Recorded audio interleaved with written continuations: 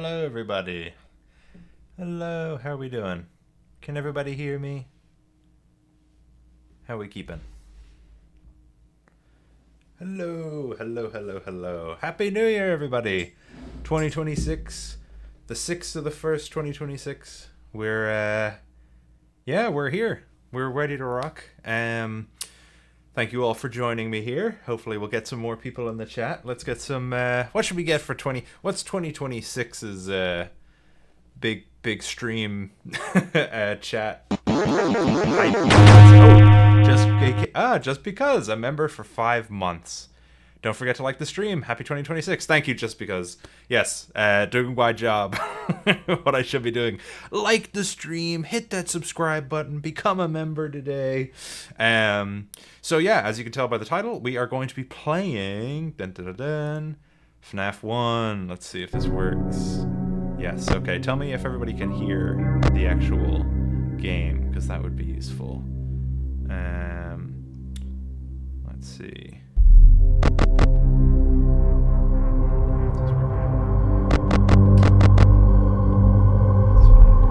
We can hear. Okay, fantastic. Bro has never played it. I have played FNAF 1, don't worry. I have indeed. Chat, everyone remember to like and spam 14. I mean, 14 is absolutely a classic. We can get some 14s in the chat. It's a bit loud. Oh, it hurts your ears. Okay, let me turn this down. I think this is it. Let me see. Let's try that. Let's try how that listens. Let's see. Alright. Let's see. Hopefully that's a little bit. Mic is super quiet. Okay, we can change that. Let's put this up a little bit. That might be a bit better. He's quiet. Too quiet. When is Five Nights at Freddy's anniversary coming? This year! Sometime this year. I won't give any more than that. Game in the sub. Notification things are louder than you. Okay. Let me turn down my alert box. And let me turn this down. Now sounds good. Okay, fantastic. Mio, member for 2 months. Here's to a year of peakness and positivity for all. Absolutely agreed, Mio. Thank you very much for being a member. Yeah, so don't worry. The anniversary game will be coming. This is also good research for that.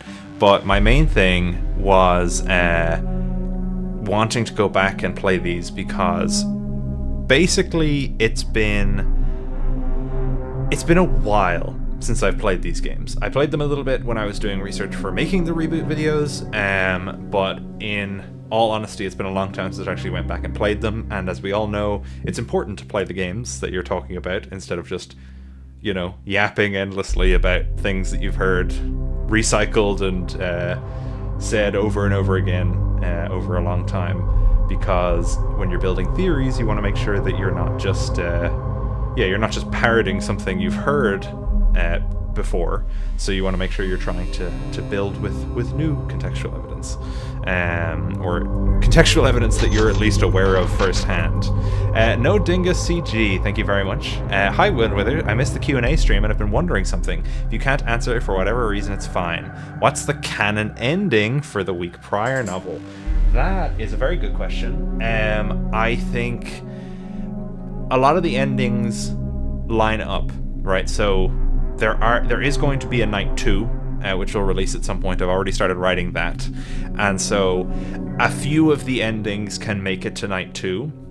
So I won't say in particular which path is the canon path, but there are certain choices which lead to night 2, other choices lead to endings or deaths, so they wouldn't be the canon ones. There is a particular choice which gives more on night 2 if you've done it. So that one, whether you consider that more canon or not, will remain to be seen. But I think as the book goes on, there's going to be more work on my part to try and figure out exactly how I'm going to tie in the canon with keeping agency free in the book and all that kind of stuff. So it's a good question, but it's one that I think will, I suppose, reveal itself in time, because I really want to get people theorizing about the reboots. I know they're a lot more on the nose, but I love reading comments of people theorizing. If you ever want to make a video about the reboots and their ideas and their universe, it would be really, really cool to watch somebody try and dissect it and break it down. So if anyone's looking to make videos but wants something maybe a little more direct to work off of rather than the insanity that is the mainline games, that's not me criticizing them, by the way, that's just me saying, you know, they're a lot harder to necessarily break into on the theorizing scene, whereas with the reboot you've got Heyday, Anniversary, and a week prior. So if anyone's interested in doing that, I would love to see something like that. Nanox Entertainment, thank you very much. Can you give us some insight from the game, like some features added and whatnot in the video? Can I give you anything like that? What I'll say is, you may have noticed in the video, in the trailer, the arcade minigames, as they were called in the video, are actually now playable cartridges in Mike's house. And so that means that in the minigames, I won't tell you how to get them, but there is a way in-game to retrieve those cartridges, which is obviously not something that was discussed in the video. And then each of the maintenance tasks, obviously, I only go through the light bulb one, which I already think is going to change quite a bit, but there's a lot of new stuff that we've been coming up with that I'm really excited for you guys to see. There's a little bit of it in the trailer with the sneaking through the kitchen, and that was one of them. But yeah, the playing the cartridges on the console at home, I think, is a really fun addition that I really like. Hyper Sniper, don't get jump scared by Mr. Hugs. I will try. Storm Dragon, what is the week before? So the week before is the real official FNAF canon interactive novel written by Scott Cawthon, and I can't remember the other author's name. That's really bad. But it's a fantastic interactive novel set the week before FNAF 1. A week prior is the interactive novel set in my reboot universe, which Gibby over at the Horror Homestead read through from beginning to end and did all the different endings and analyzed them and stuff like that. He read like a beta testing version of the book. I hope to someday release the kind of a more cleaned up version, you know, based on some of his notes and feedback from playing through it. But you can watch his whole playthrough of it on his channel, and it ties into stuff that's in Heyday and Anniversary. But it's set the week before Anniversary. It's my reboot version of the week before, basically. So I suppose E.C. Myers, thank you very much. Yeah, E.C. Myers was the other author on a week prior, or sorry, not a week prior, the week before. Adv727, we will get it to playing the game soon. Don't worry, guys. What do you think about L-Chip? L-Chip is really interesting, as is Funtime Chica and Music Man. I have a personal headcanon that in FFPS, which eventually we'll actually get to, I'm planning on doing these streams weekly, playing through each of the 6 games over the next 6 weeks. Hopefully I'll be able to do them at the same time on the same day. That's the plan currently. I'll keep you guys updated on my community posts, so make sure you're subscribed and check that channel. But I think that L-Chip, Funtime Chica, and Music Man, because they're grouped together as the Posh Pizzeria, that they all come from Chica's Party World, which is known as an Afton Robotics subsidiary or client. So I would think that Funtime Chica is what Afton Robotics sent to Chica's Party World during the time for FFPS. Oh, it's lagging because of the static. All right, let's get into this. It's been a very long time, but let's jump in. Family Pizzeria looking for security guard to work the night shift, 12 to 6 a.m. Monitor cameras, ensure safety equipment, animatronic characters. Not responsible for injury/dismemberment.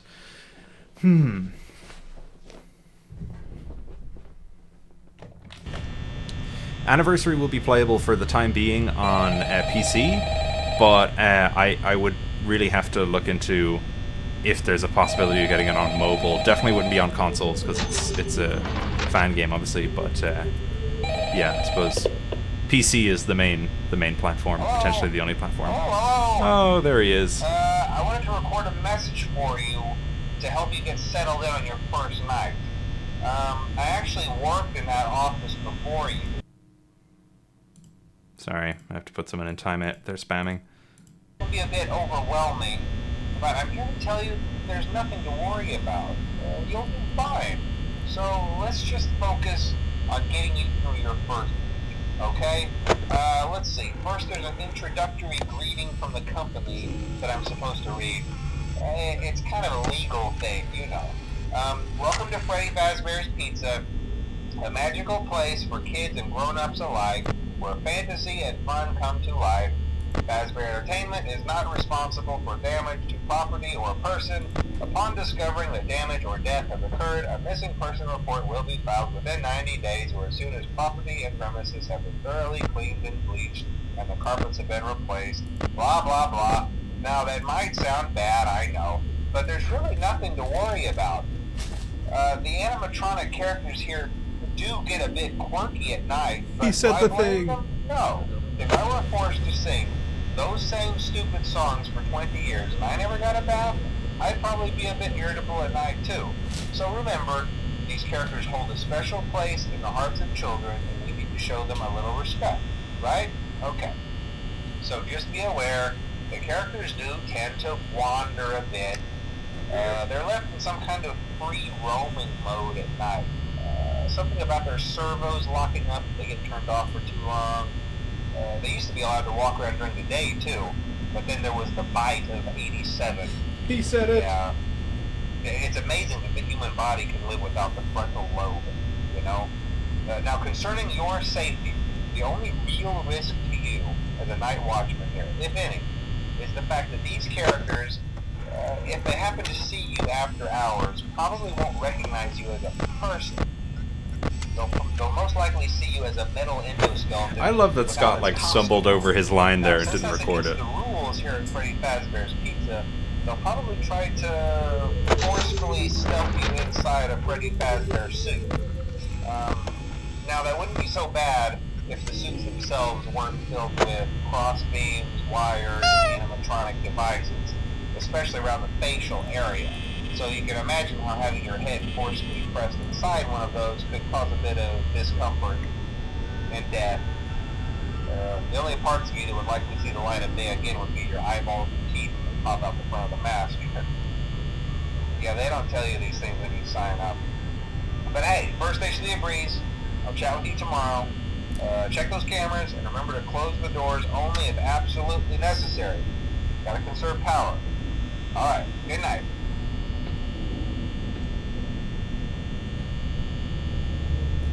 I heard somebody moving. Yeah. Okay. And we're in. Night one. Where is he? Oh my, jeez, he rushed to the West Hall. Okay.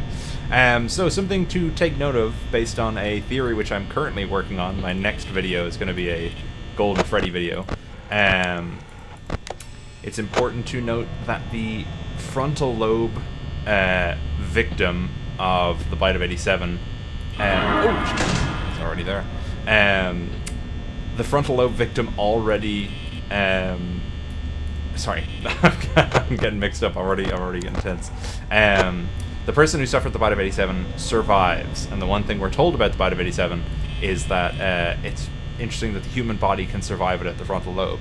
Very interesting thing here. I've never understood what this shape here is, what that's supposed to be, but what I realized is that it's actually, that's Bonnie's like shoulder, I'm pretty sure, and it's supposed to be like light cast in from the door onto this wall, and then it's getting reflected in the glass.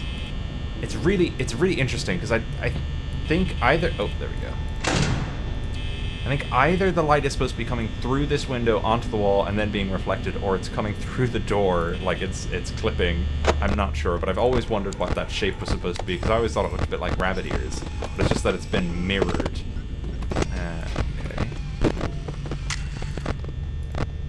Where is he? There he is. I love this render. I love the backstage. It's so cool in this game. Sorry, Nanox Entertainment asked, what about, like, the tasks? Is there a task that's in the backstage? You can see Golden Freddy in there and something. There is a task in the backstage, but you don't see Golden Freddy, you see something else. But I'm not going to spoil what that is. This is an anniversary, by the way, if anyone's wondering, the game that I'm working on. There she is. Love love Chica in FNAF 1. She's so cool. I know it's complete sacrilege to say this, but I actually was never the biggest fan of Bonnie. He never really did it for me. I don't know why. Oh, it's me. It's obviously super iconic, and I do love all three of their designs. But there's just something about Bonnie. I love how he looks on stage, but then when he kind of when he starts moving around, there's certain parts where he doesn't look as peak.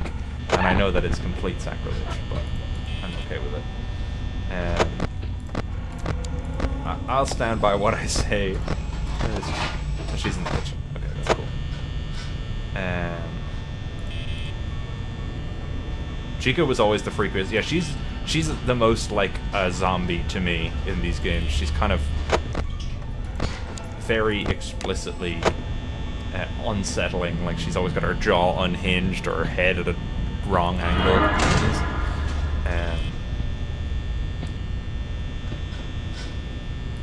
Oh well. Oh, he's gone alright. He took forever to leave before. We're gonna be keeping our eye out for any of the Easter eggs, so if ever I miss... Yo, Foxy! I don't know you activated on night 1. I've looked extensively into all the AI and everything of this game, but it's actually funny. Yo, Freddy's looking at the camera as well. They do a lot more on night 1 than I actually remember, which is very funny. But yeah.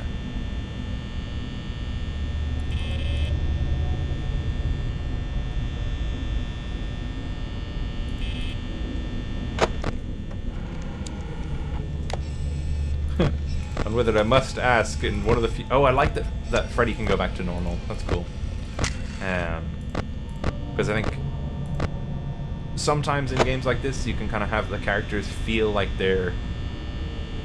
Something that FNAF 1 does particularly well is really immerse you in the sense that this is a haunted building, not just, you know, these robots have remnant and kids and spirit. Like, it just feels like the entire place is out to get you. And so little touches like that, where Freddy can just be looking at you at some points and then go back to not looking at you, just give you that extra sense that, like, you've seen something that wasn't intended for you.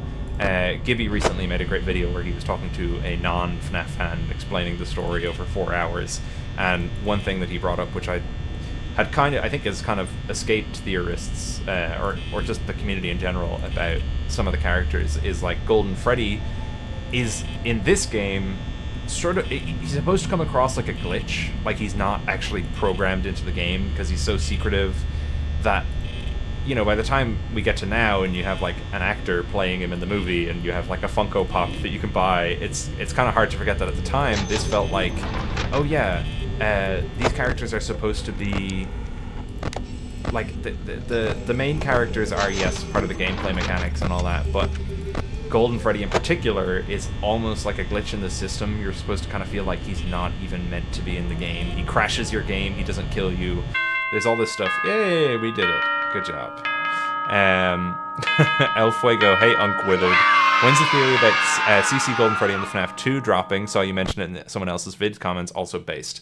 The script is like 99% finished. I need to cut it down a little bit. I kind of was basically smushing 2 theories together, but what I think I'm going to do instead is make one video about CC and FNAF 2 and God Victim, basically, and then another video about what is titled CC, or it's something to do with the experiments in the sister location, I'll say that. Well, if you're hearing this and you made it to day 2, congrats. I won't talk quite as long this time, since Freddy and his friends tend to become more active as the week progresses. It might be a good idea to peek at those cameras while I talk, just to make sure everyone's in their proper place, you know. Interestingly enough, Freddy himself doesn't come off stage very often. I've heard he becomes a lot more active in the dark, though, so hey, I guess that's one more reason not to run out of power, right? I also want to emphasize the importance of using your door lights.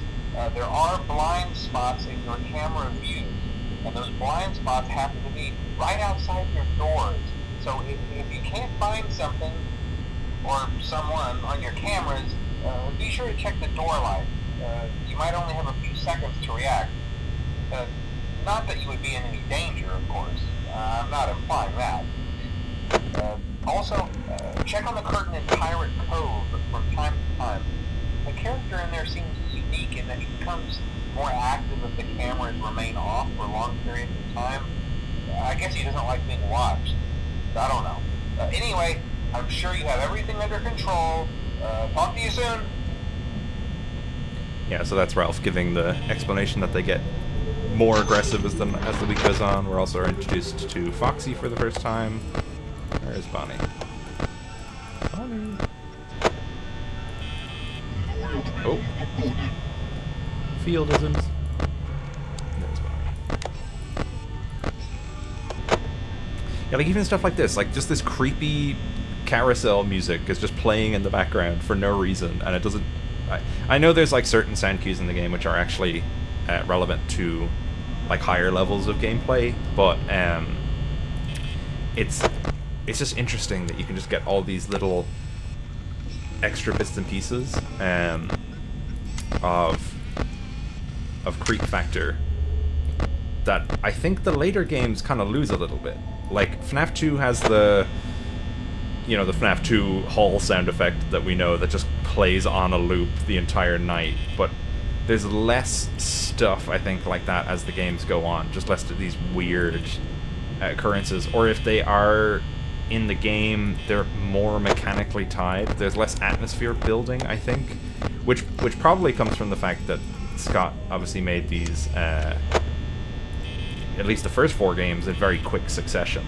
First 3 games all within like the span of a few months, which is crazy to think of, looking back. But he obviously was focused on getting them out and having the gameplay mechanics working and the story, conveyed. And so I think FNAF 1 is this like very tightly crafted thing, and the other games, while still amazing and very innovative, despite kind of maintaining a similar formula, it is interesting that as the games went on, there was a little less of that focus put on the atmosphere building. Alright, we seem to be okay for the time being. I'll be taking notes since I can't beat Night 5 somehow. I mean, I still, to this day, having done a lot of research on how this game works, I still have no idea how Freddy's mechanics actually work in this game. He seems very confusing in terms of like actually combating him. I guess that adds to the creepy factor of like not knowing how to deal with him. It's not, you don't get to min-max the mechanics as much, but I've always had trouble dealing with Freddy, so I suppose once we see as the nights go on, he might be a little more Freddy honk. Honk man. Just look at him. Yeah, that's the thing. Is it seems to kind of just be like, stare at the camera here and don't look at him unless you're looking at Foxy, which is what I can kind of tell from having seen other people play the game. El Fuego, Stranger Things fans got FNAF schizophrenia right now.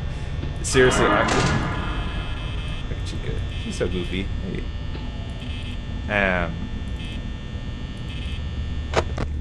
Yeah, Stranger Things, I won't talk about the finale in case anyone hasn't seen it or cares to see it. I know it's been a while that it's out, but you never know. But I have been speaking with a lot of the other theorists that, I frequently talk to on Discord, and we have been comparing the reaction to Stranger Things and like the dissection of that finale to the way FNAF fans go on a lot of the time. Which is funny to see it repeated in other fandoms. I think I was saying this to people the other day. I think the tone of season 4 of Stranger Things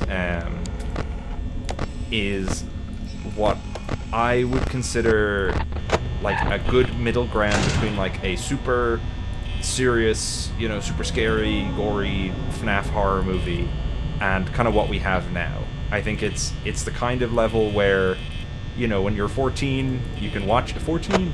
when you're 14, you can like watch it and be a little spooked by it, but it's like it's spooky, but it's not like damaging to watch.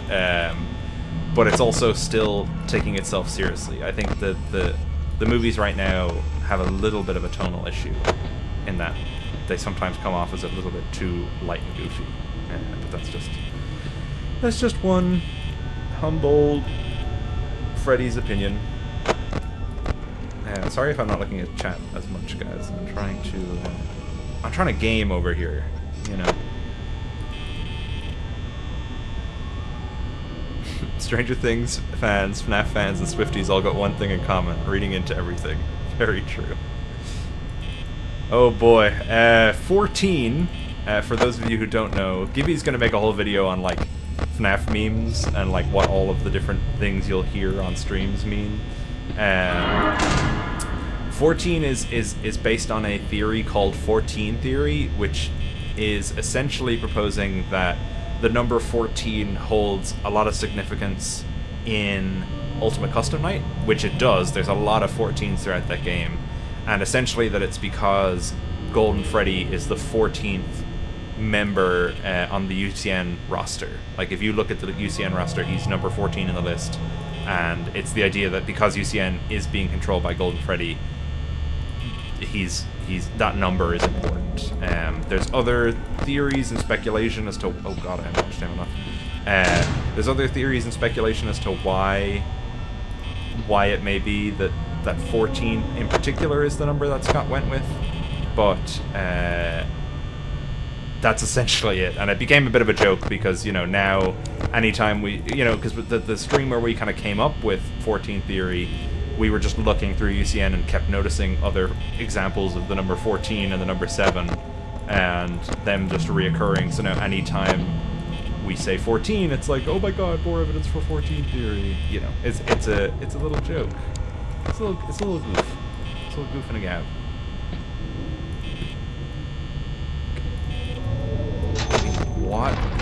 What in heaven's name does grippy sock posting mean? I don't even know what that... I don't even know if I want to know what that means. Oh, jeez. I think I might have used too much power. Chica, go away. Alright. Oh, thank God. Okay. Please give Chica a hug. I would love to, but... She's chilling. She's chilling out there.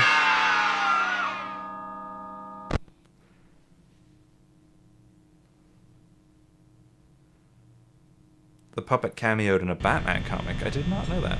Oh no, I did know that. I've seen that. I've seen that picture. And yeah, that was cool. FNAF Arkham Games Theory.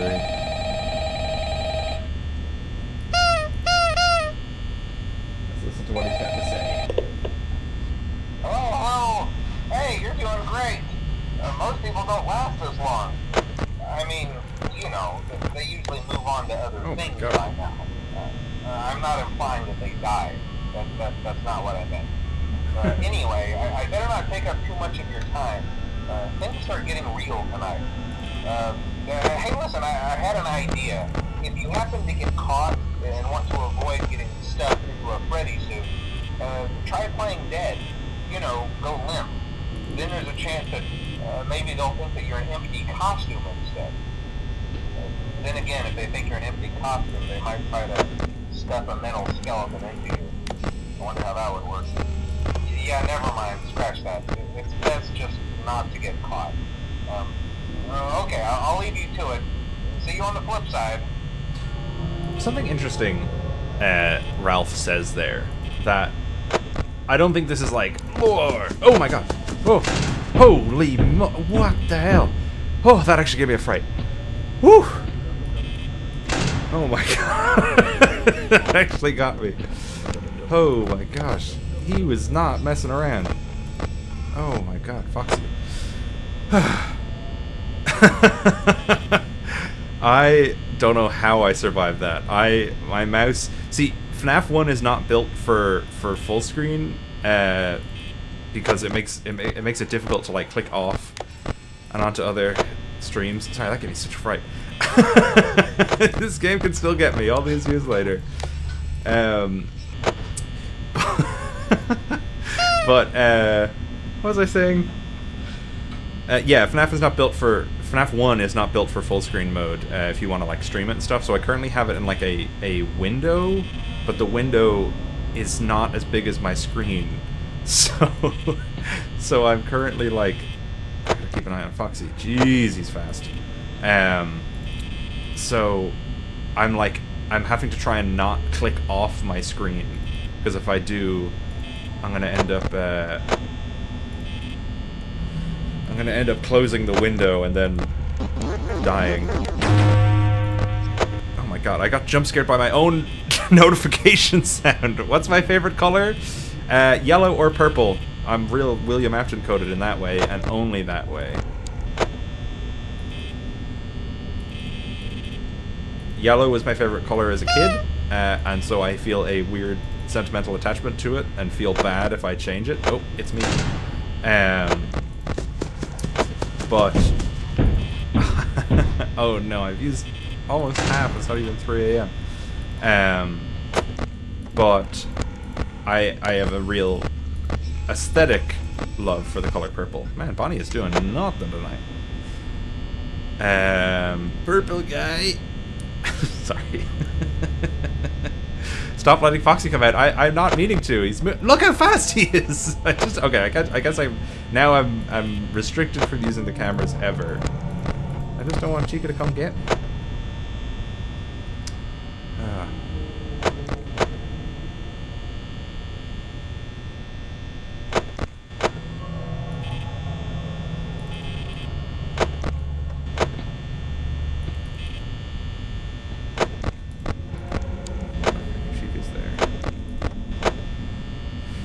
Whew. I gotta look at him more, I guess so.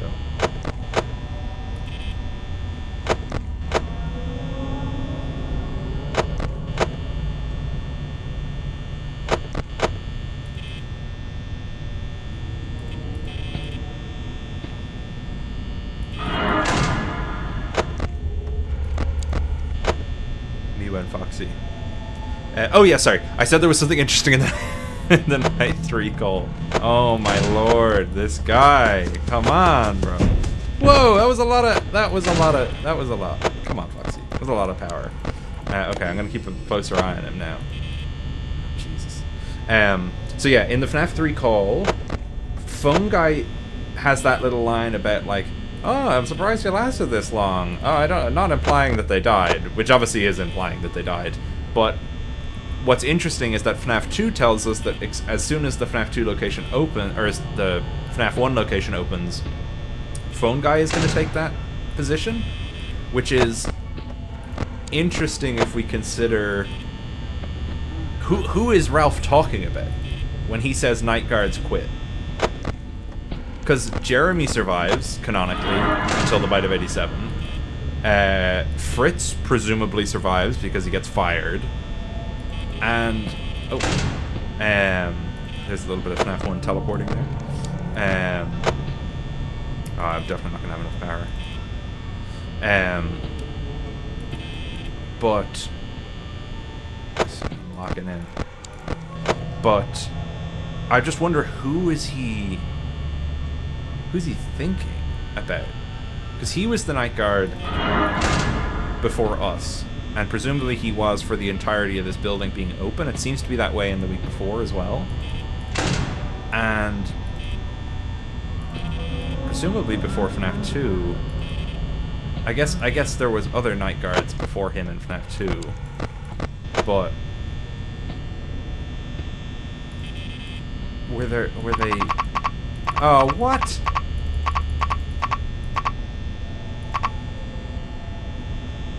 Damn. Alright, Bonnie, get me. No, there's no way. I was on 4 a.m. Ain't no way I'm surviving until 5 with Foxy like that. Alright, first death. Peak render. Alright, we can do it. We can do it.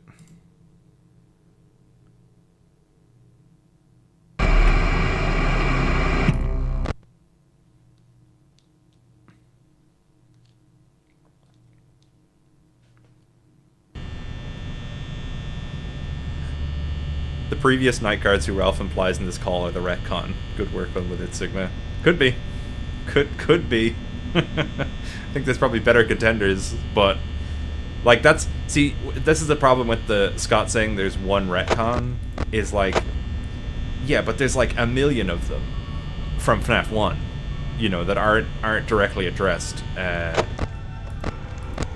You know, like the 20 years line doesn't really make sense anymore, considering we know these are like the third version of these robots, so we must be talking about the characters, but the characters seem to only exist in 1983, or I guess they exist in 79 now, but unless this game takes place in the very late 90s or 2000s, that still isn't great.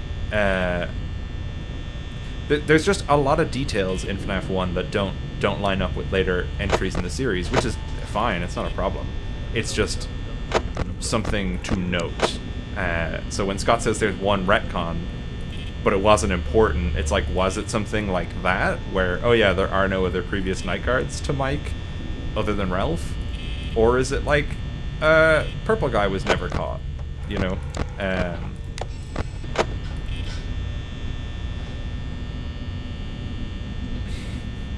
Yes, Ben 10 Screams now knows what the word retcon means because I had it explained in great detail.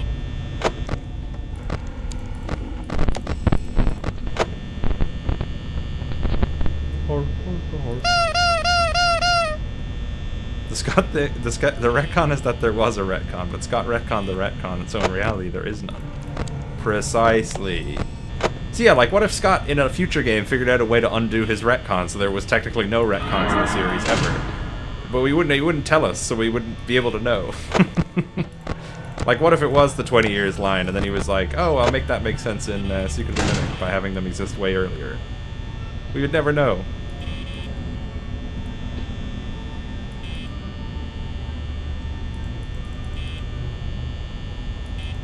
With what happened in the buildings, it must be just a case of random people coming in a position, since the restaurant is supposed to be popular at the time. It's not too strange. Yeah, I just mean that Ralph seems to have taken up the position since FNAF 2, but then implies that there were other people before him, which makes sense if we don't include the line from FNAF 2 where he says that he'll take over the position. I guess he takes over the position, and then... oh, Foxy's dum diddly dum dum dum dum diddly dum dum. I guess he takes over the position, gives it up, and then takes it back over the week before. Ugh. FNAF 1 is the FNAF retcon. Nothing too big. If it was a problem, people would have brought it up. Oh, Freddy's laughing. Oh, no. Oh, hello, Freddy. Oh, hello? Oh, dear. Oh, dear, I didn't think Freddy'd be out. Oh, no. Oh, no. It's when he laughs, that's when I need to, like, check on him, right? That's the thing?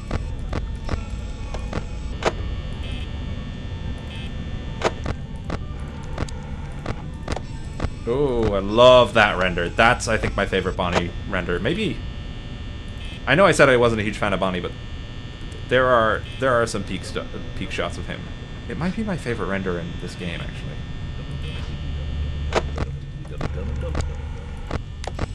Again, like, he returns to that little position, and it's not addressed.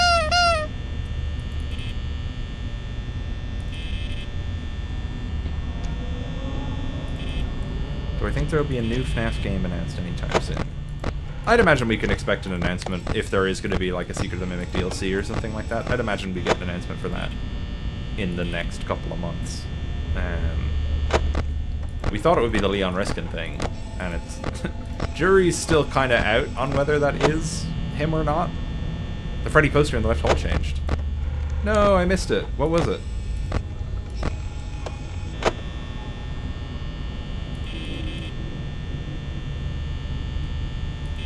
Yeah, we got 600 people watching right now. Let's try and get to 414 likes. Thank you, Ben 10 Screams.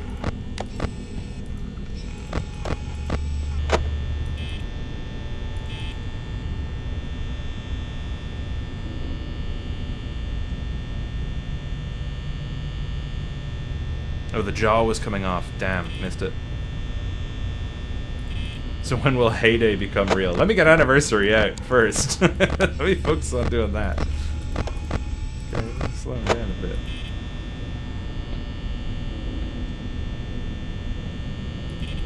$14 is for 2014. Peak explanation. I'd love to get a Golden Freddy appearance on this stream. It'd be very cool. Oh my god, I'm using so much power.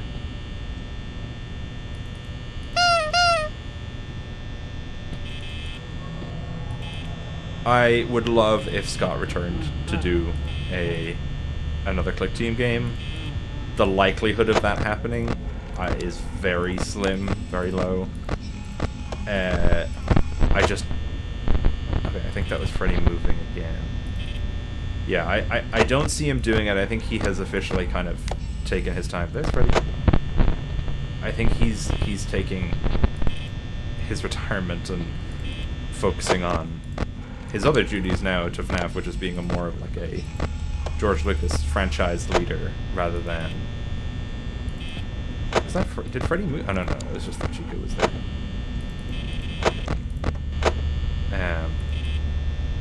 Yeah, I think he's overseeing everything, so it's unlikely he has the time to put into making a full game. I'd love if he oversaw a Click Team game and kind of designed it more directly, and then, you know, had other people do the art assets or whatever he might not have time to do himself. But it would be peak to see it again. Oh, hey, rare screens. We love a rare screen.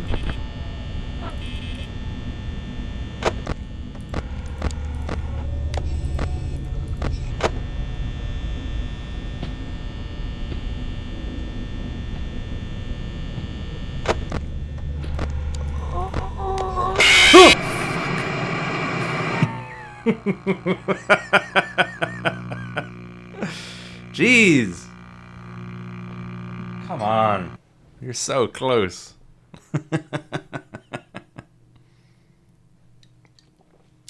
Wow.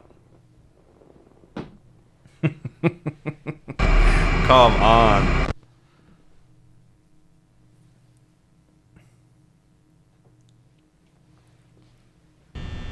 Yeah, the groaning means death. I did not I did not realize that.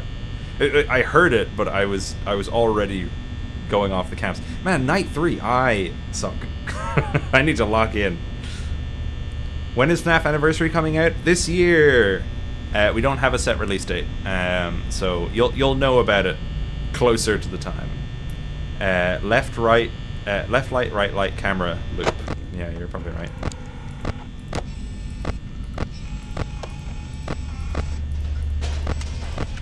Okay, Chica's in there. I'm just gonna keep it on Foxy.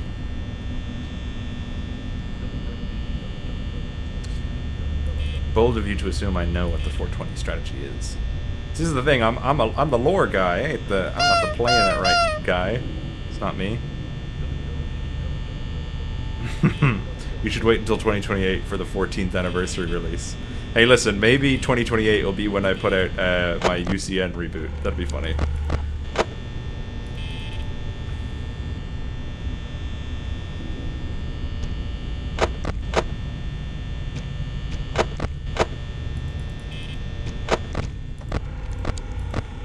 Sound.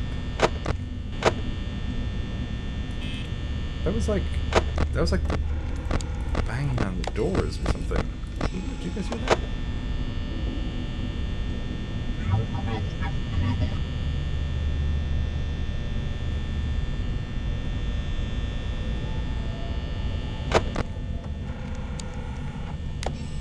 Thoughts on Dave Filoni taking Kathleen Kennedy's job? Did that happen? I did not hear about that. I'm so much less up to date on Star Wars than I used to be. I just basically want to hear about Andor. It was announced this morning. Oh, okay, so it's brand new. I think Dave Filoni could fit that role very well. I think he's got a good kind of overarching sense for what people might want. I wasn't the biggest fan of Ahsoka. But again, that was kind of his first time taking on that sort of main lead role, directing and writing for a live-action series. So there could have been a lot of factors to that. And I know Ahsoka's kind of his baby, so he can be quite precious with that character. But I could see him doing well in Kathleen Kennedy's role. I know she gets a lot of hate for how she handled things over the last few years, but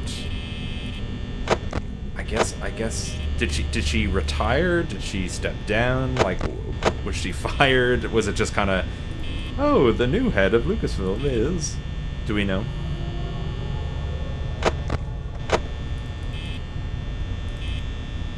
I think retiring, yeah. I mean, Star Wars for the last few years, other than Andor, I know we had the Acolyte and stuff like that, but it's felt a little bit directionless. And obviously Filoni seems to be taking that role anyway a little bit with what he's setting up in Ahsoka and The Mandalorian, for better or worse.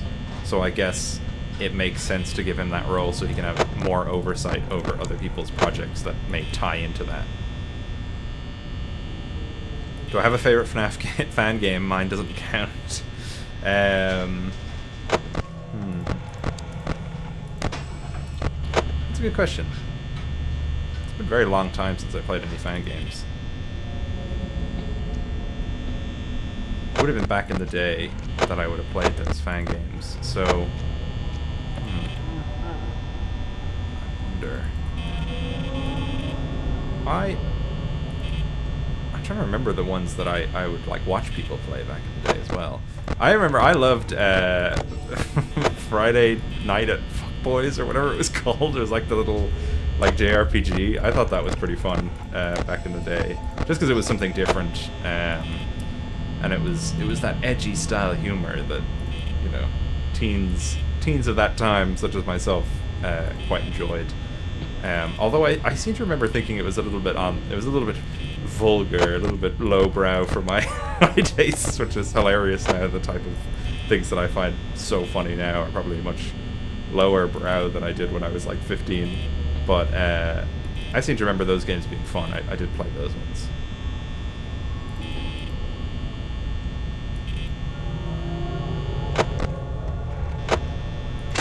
So no, it's me on Pirates Cove.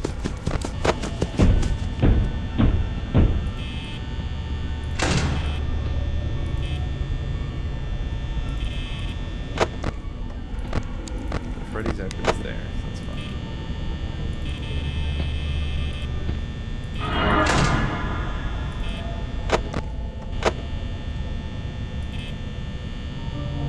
Oh, I liked Juniors. I love the look of Juniors when it came out. I know it's that kind of style that's even for me it can be hit or miss, that like realistic quote unquote animatronic design. Obviously it was very on over the top. But I did enjoy it.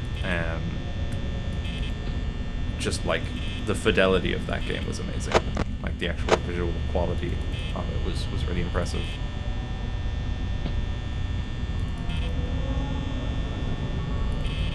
The one and only Carcass, thank you very much for your membership. Welcome to the Classic Theorists. Oh my god, I'm not looking fast enough.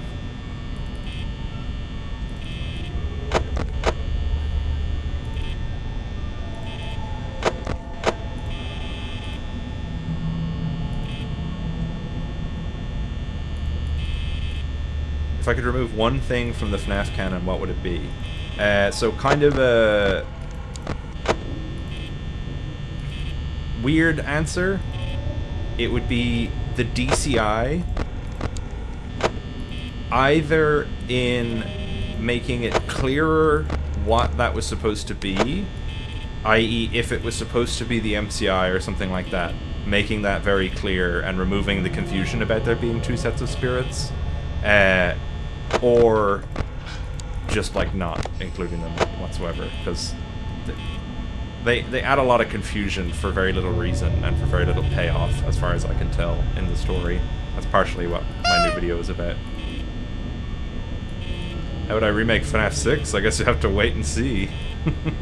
I have some fun ideas with FNAF 6. A lot of people have kind of predicted the direction that I'm thinking of going with 6, which is cool, which tells me as well, like, when people are excited talking about it that way, it tells me I'm kind of on the right track. Hey, I heard Chuck E. Cheese had a location in the UK last year, somewhere in 2025. Do you think FNAF will have a game or a book set in the UK?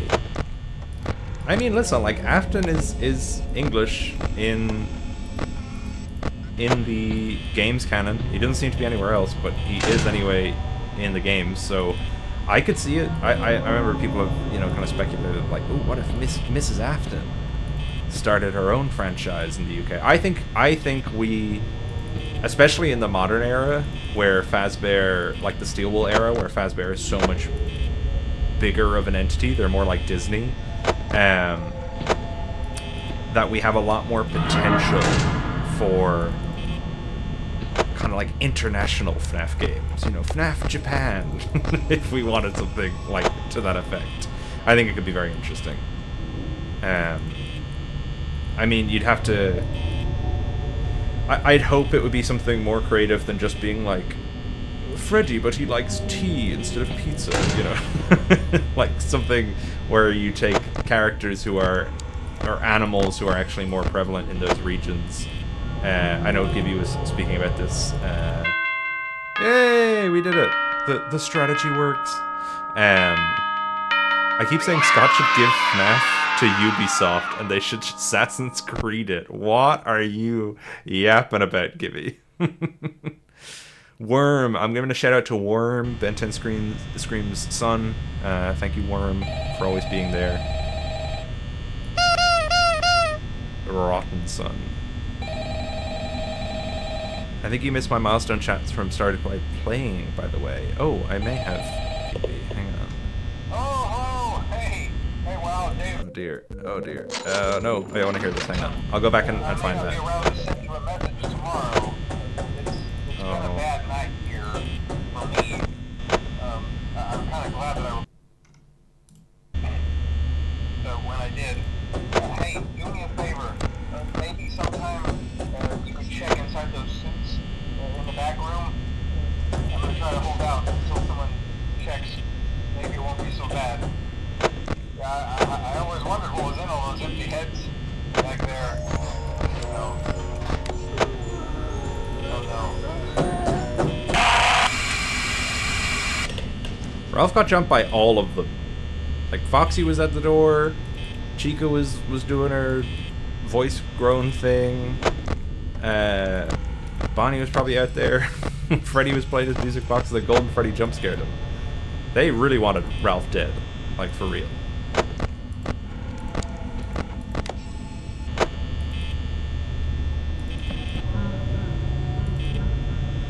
Alright, Freddy's on the move. Jeez, Foxy, come on.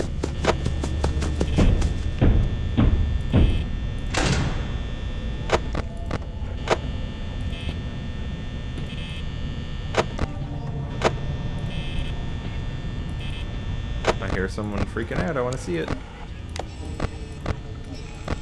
Where is she? There she is.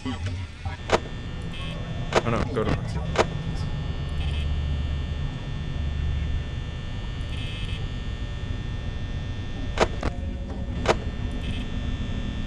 What's design slop? What are you talking about, Pheasant?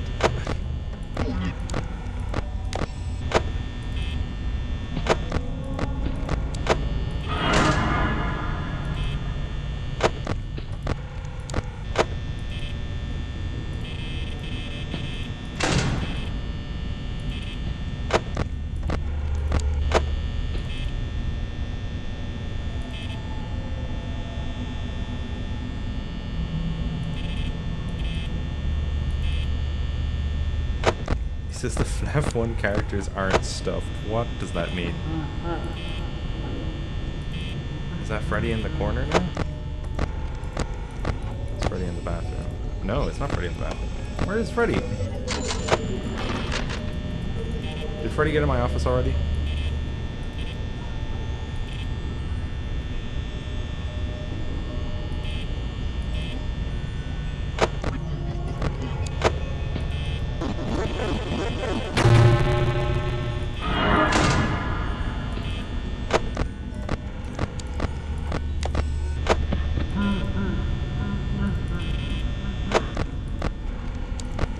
Where is Bro? Oh, there's Bro.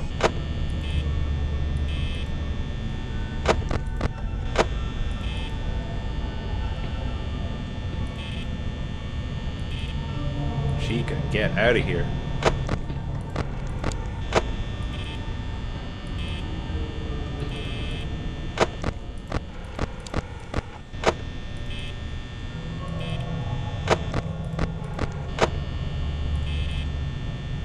Oh my lord, Chica, it's 2 a.m. Find something else to do. Go to bed. The company took them apart in 1987, and so their bodies are taken out. I would agree with that. I don't think by the time of FNAF 1 are they still stuffed in the suits, because I know they say in the newspapers that they leak mucus and stuff like that. I don't see how they would have been turned from the Wizards into the classics without somebody noticing the dead kids.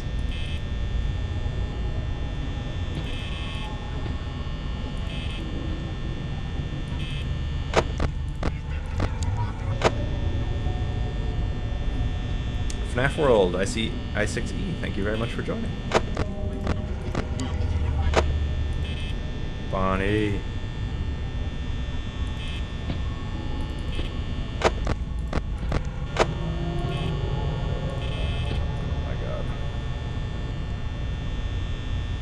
I look at the mucus as like agony-isms, like they were put in there, but maybe when Scott made FNAF 1 they were supposed to be in there, which would make sense, but because that's kind of how it is seemingly implied in the movie, but I think at this stage it's hard to see how nobody could have come across those bodies in all the years of servicing them since they were killed, especially if they were killed in 85 and this is like 93. Like, nobody once ever came across, like, child bones.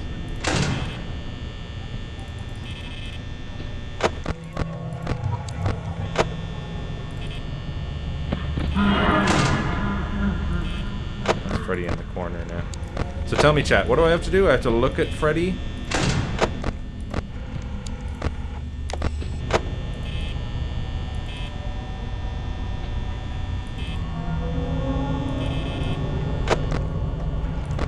Where did he go? How did I mess up? Is he in my office?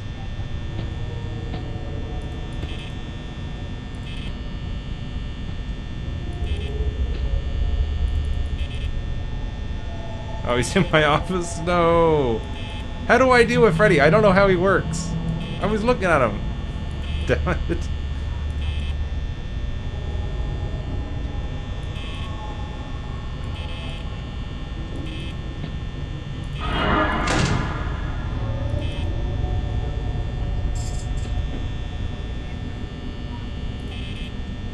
Gibby, that would be great to explain it. Bro's making a FNAF 1 game, can't even tell you how FNAF 1 works.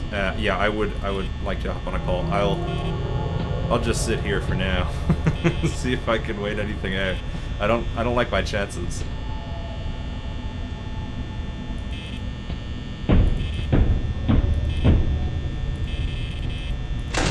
See, I thought I was looking at Freddy.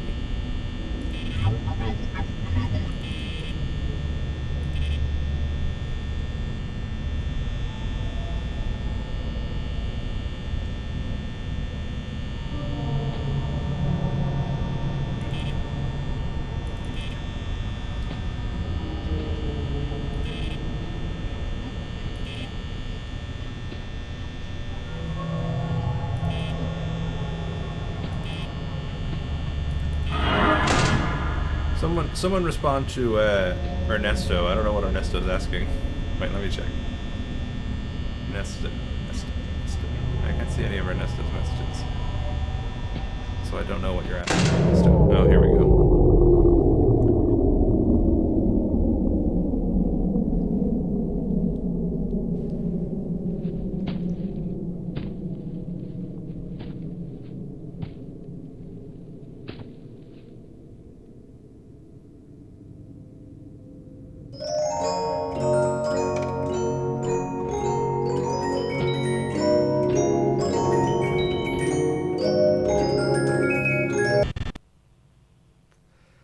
Damn.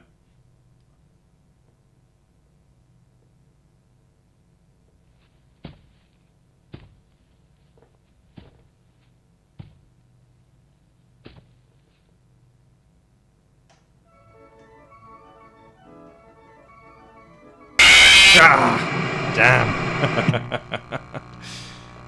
Damn. I was so close. I feel like I was so close. Yeah, I didn't know that Freddy plays the Toreador March again. That was a crazy long time. Hey, Weirdo7. Welcome back to the stream. Alright, Gibby. Give me your FNAF knowledge. Okay, this game is really not built for streaming or recording. It's so hard to operate around the window. Let's see what Gibby's got to say. Gibby! Hello, UG. Hello, Chad. How's it going? Doing good, doing good. Tell me the secret knowledge, please. All right, so I'm guessing you're somewhat aware with how he works. You were saying earlier that you know that you have to like look at him to stop him. Yes. Yes. Okay. So the sort of trick once you get later into the night, it's kind of like FNAF 2, where the entire game is literally just winding the music box, and then sort of you stop doing that and you do a couple other things and you go back to winding the music box. So as FNAF 1 goes on, the only thing you really need to care about is Freddy. So Okay. Freddy will slowly move towards you through the building. He has, I think, 4 stops. So he's on the stage, and then he's in the dining room, and then he's in the bathroom, and then he's like right outside your door. Yeah. If he progresses a step, he does not go back. So every time he progresses, you've lost ground. You can't make it up again. You need to stop him as soon as possible. Whenever he moves, he does his Freddy laugh. So even if you're doing other things, you can always tell when the movement happens.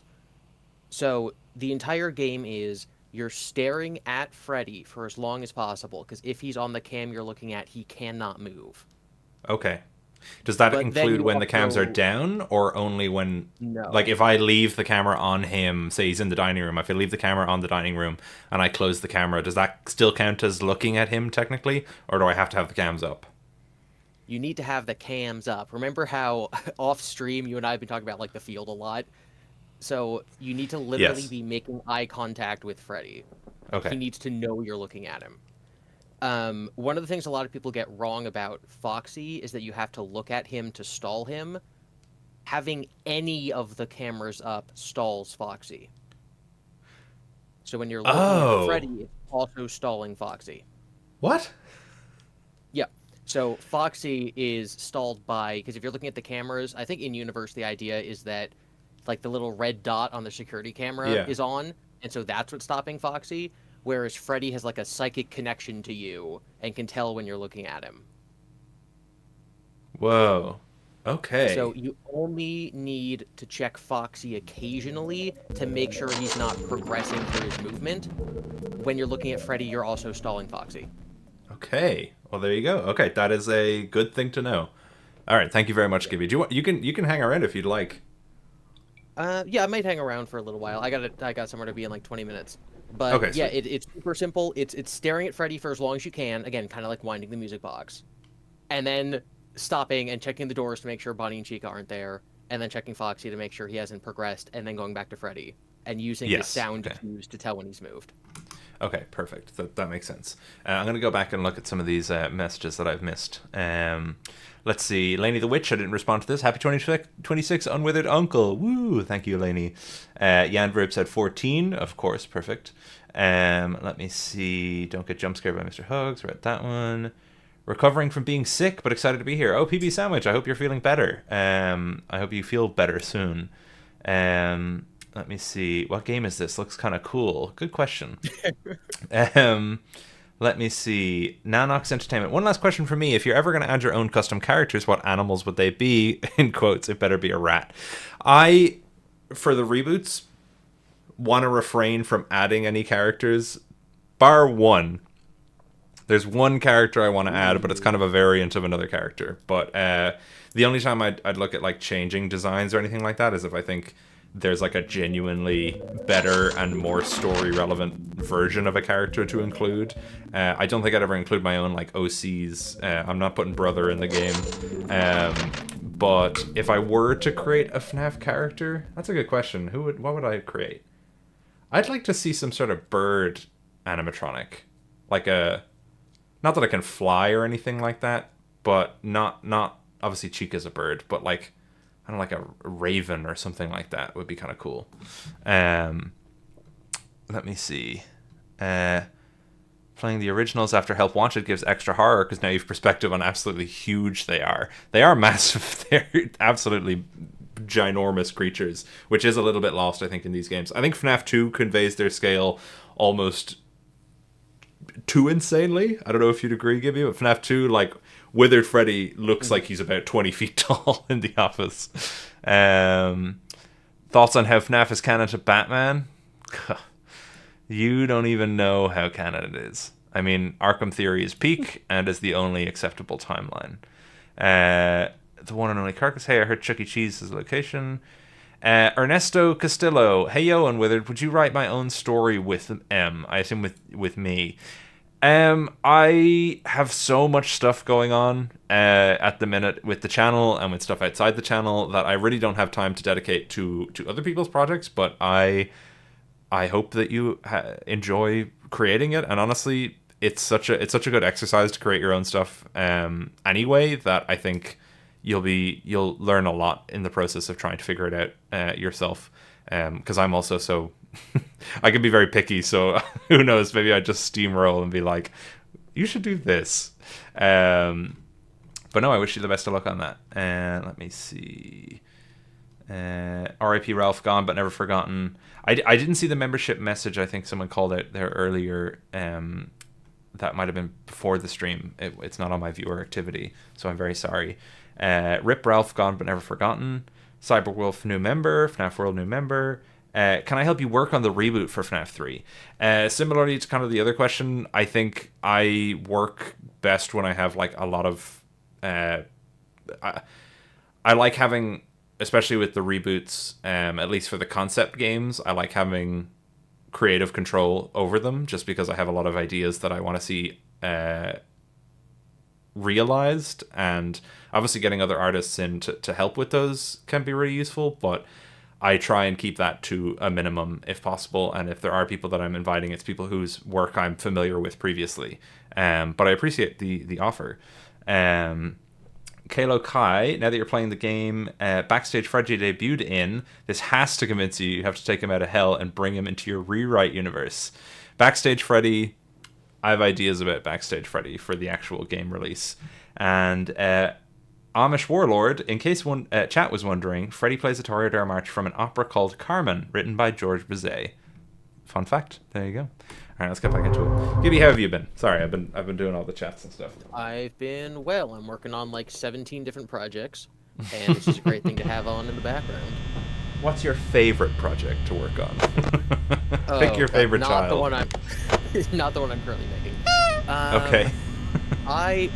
The thing that we were just collaborating on that they don't really know about yet, I think was a very nice break from what I've been doing. Yes, that. I'm really happy with what you've put into that. I think it's really cool. Can't wait to see what it looks like visually. I can't imagine. I have a lot of ideas. I want to go all out on this one. It's another theory for anyone that's wondering, but I want to try and really step up the game for the visuals included. So looking forward to it. That's crazy that you don't have to be on Pirates Cove. I know I've definitely heard that before, but I just completely forgot about it. All you need to do is see what phase he's in, so you know when to close the door. That's crazy.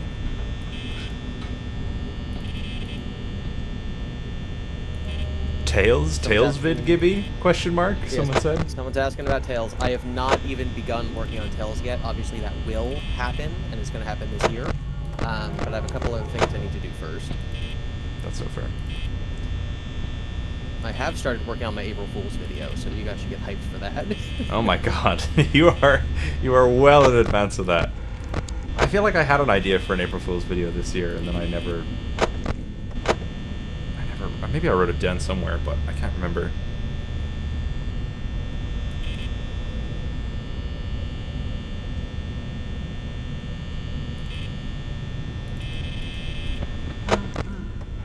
Alright, Freddy's moved, so he's moved to the dining area, right?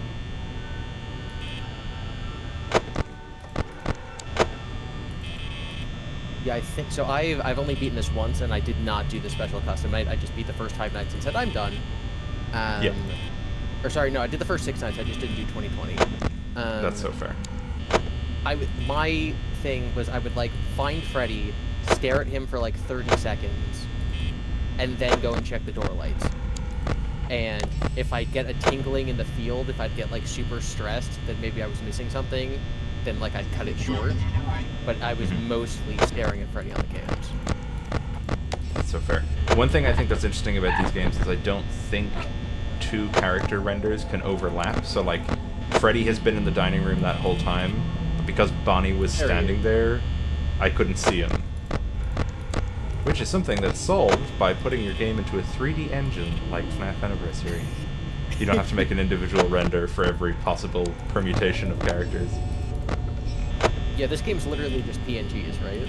Like just a yeah, literally, yeah. Everything here is the only thing in the office that's not a PNG is the fan, which is a rendered GIF that's placed on top.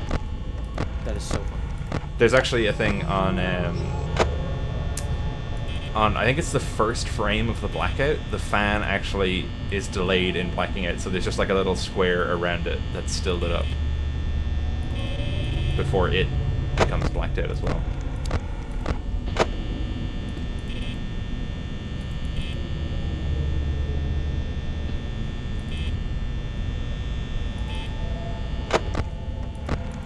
Oh, there goes Foxy.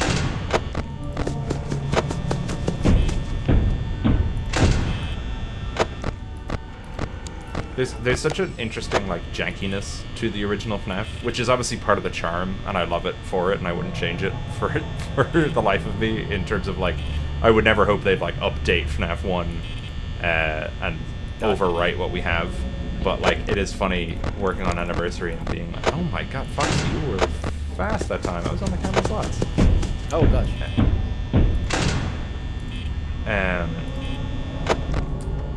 But yeah, there is. Jeez, Foxy went back to stage 3. That's crazy. You have 50 power left at 2 a.m. Hey, listen. I made It's 2 all reboot about videos in 1 non-canon. year. I can do this. I can beat this game.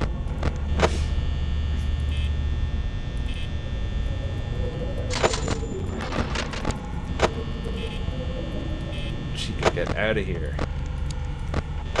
Amish Warlord says, I mentioned the Toreador March earlier because I would have Afton singing it if I was on the Reading team for the movies. It would have been peak. He does sing it in the second movie, right? Like in the kitchen scene? He's whistling? Yeah, he hums it to himself, yeah. Chica. Would you have him singing the opera scene, like the original opera version? That'd be crazy. Opera singer William. I mean, there is the idea in general that like William is a very theatrical person, you know. Definitely in the books and stuff, he's extremely performative. So, performative male William sitting in the diner reading a book in the corner with a scarf on. But I don't know. I've always gone back and forth on the idea of William being like an explicit entertainer in all walks of life. I find it very interesting, and I think you can do a lot of things with it. But you risk ending up in like Paul Dano singing opera in in the Batman movie. You remember that scene? Yeah, but isn't that what we want from Afton? I don't know. I mean, listen, Paul Dano is amazing in that movie. That's just the only time where I go, all right. I get it. He's creepy. He's scary. 26% at 4 a.m. You can do it.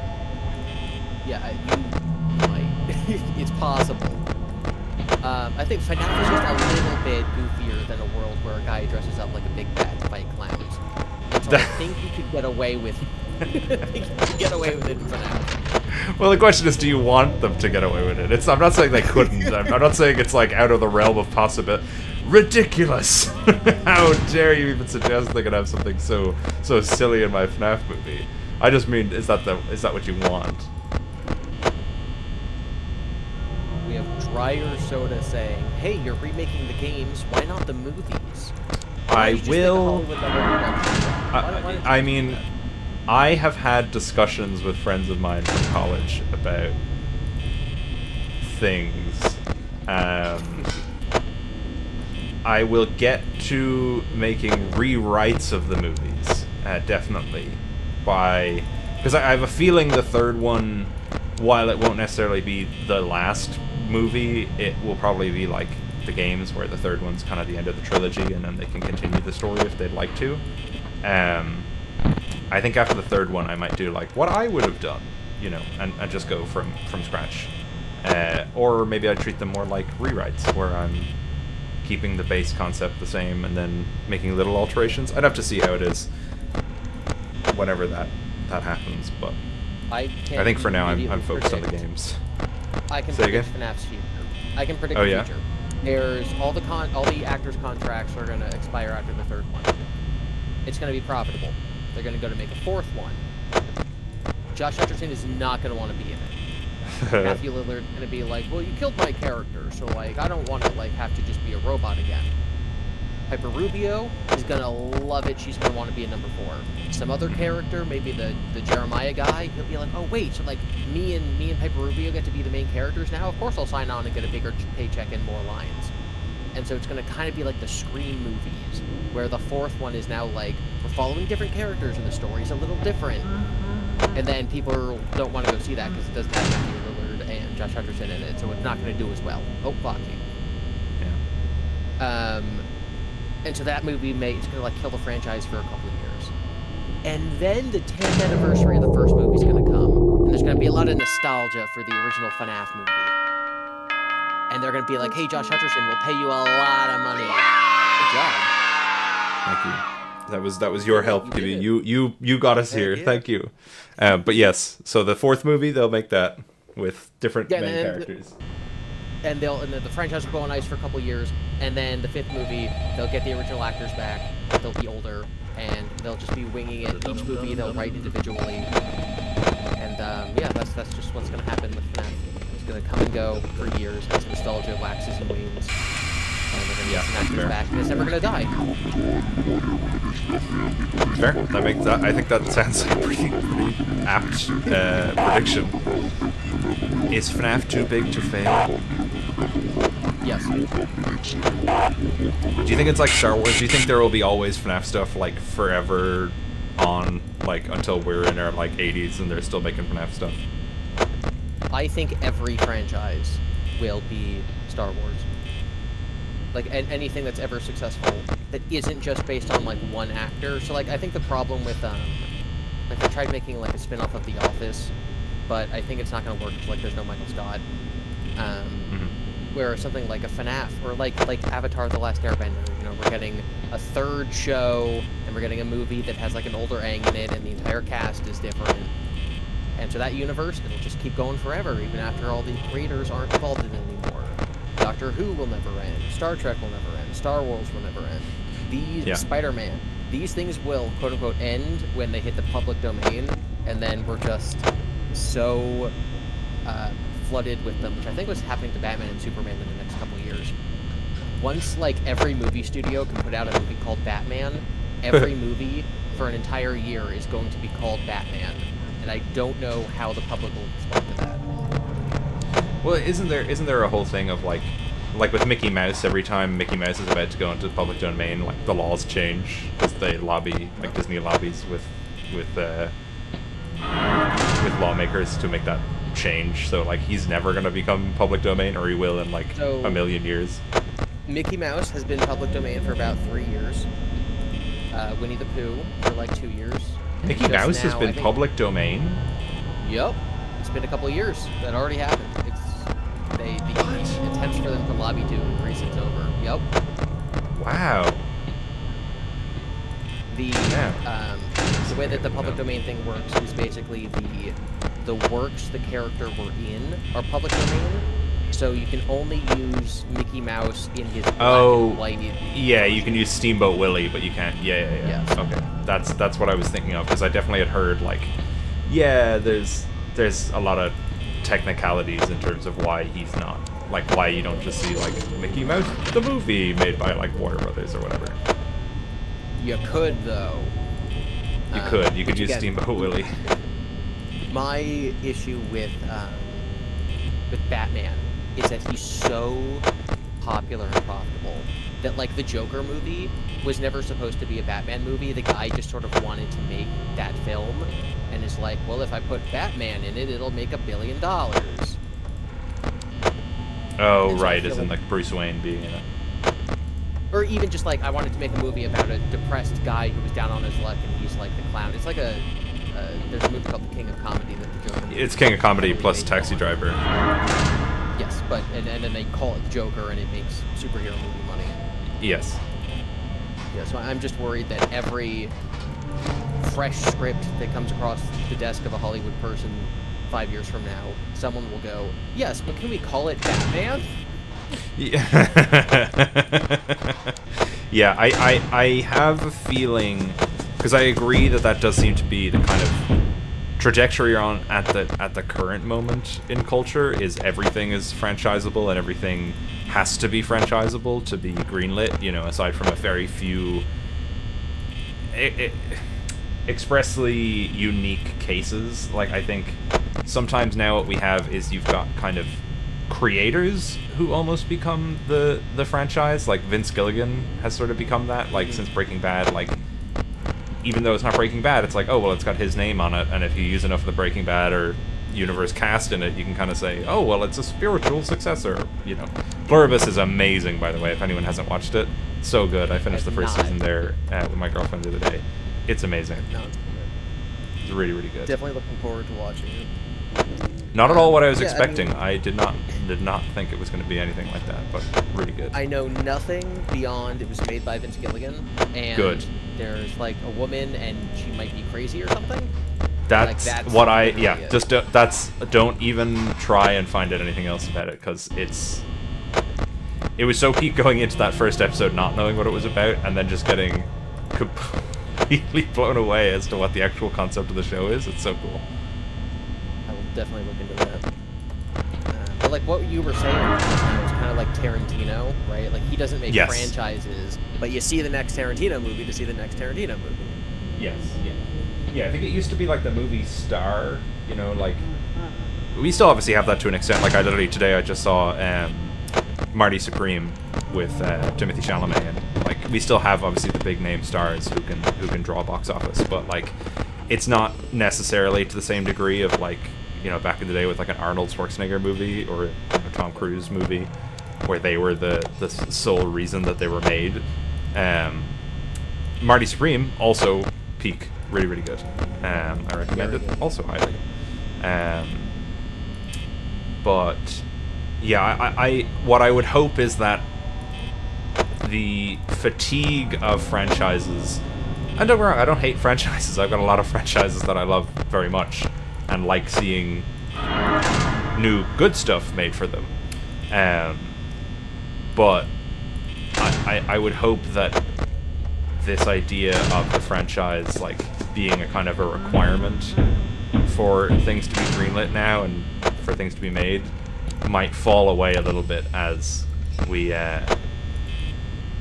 move into the future and hopefully away from these very constrained views on media and art.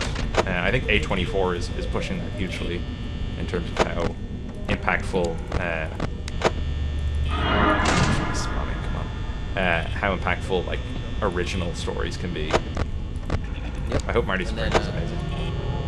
I mean, Marty Scream, it was good, but like for me, part of the appeal of it is like, oh, this is the guy who did Uncut Gems, and I loved that. That's it's true. A very yeah. similar style of movie. Yeah, and good time. But yeah, you know, today we got the trailer for Doomsday that has all the X-Men in it from 25 years ago. That's cool. And then the you know, the Hunt for Gollum Lord of the Rings movie that's coming out in a couple years. No! Ian McKellen. What? So they just announced Elijah Wood is going to be reprising his role of Frodo in that movie. What? Oh, and then last month we learned that in the new Hunger Games movie, which is about Haymitch when he was in the Hunger Games, there's going to be a cameo from Josh Hutcherson and Jennifer Lawrence, because it's going to be sort of told from like we see them in the present day, and then it's a flashback. So just bringing back all these characters after decades. It's so funny because like that's obviously the kind of big thing now is like the legacy return of characters and actors and stuff, and I find it quite funny. Oh no, please. I'm gonna just hold it. I'm just gonna hold it. Oh, maybe I can't. Oh no. I find it really funny. Can Foxy get me like this? No. Now we can.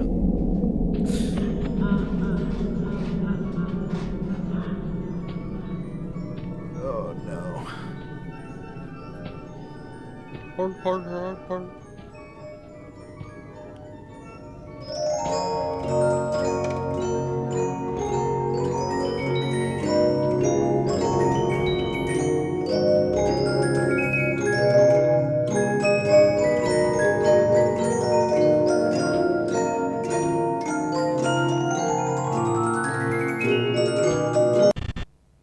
No, come on. Let's go! Let's go!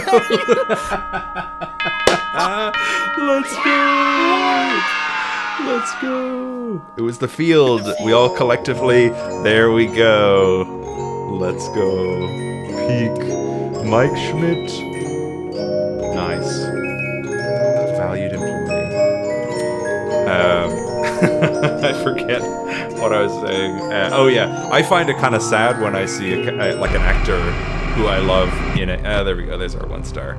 I always find it kind of sad when I see an actor reprising a role and they're like 30 years older than they were when they were playing them originally, and you're like, oh, Frodo's not looking as spry as he used to. It's kind of like we can let that thing live on its own without needing to see it all reprised. Don't get me wrong, I'm sure he'll do a great job, and I'm not calling him out specifically.